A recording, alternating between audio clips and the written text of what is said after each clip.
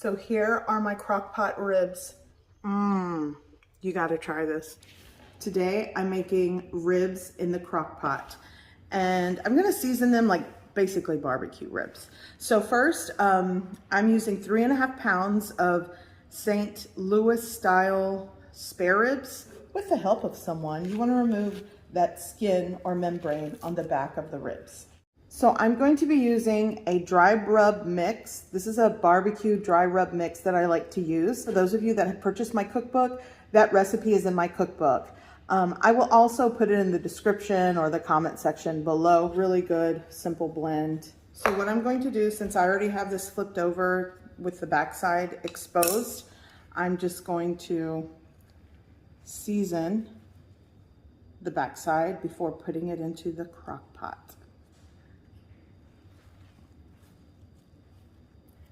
I'm going to put my ribs seasoned side down into the crock pot, the top side with my rub all over. So after seasoning, I'm going to add my favorite store-bought barbecue sauce all over the ribs to sprinkle a little more of my seasoning.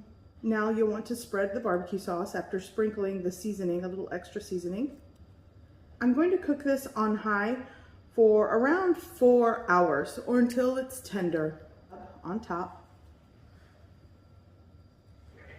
cover with the lid, set it on high, cook for 4 hours, on low for around 8.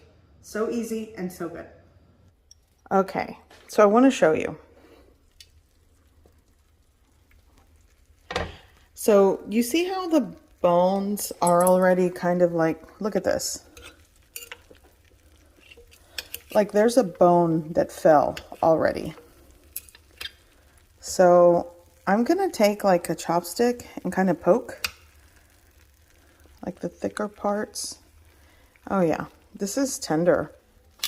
Okay, let's see if I can do this in one go. Yeah, see, this is already falling apart, so I really want to make sure I support it when I take it out. There we go. So here are my Crockpot ribs. They smell and look amazing. And you can add any of the barbecue sauce that's left in the Crockpot, just ladle it or spoon it over the top and dig in. Okay, let's give it a try.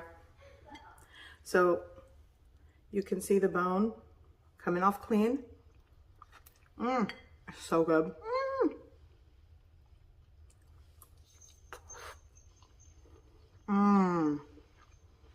You gotta try this. So good.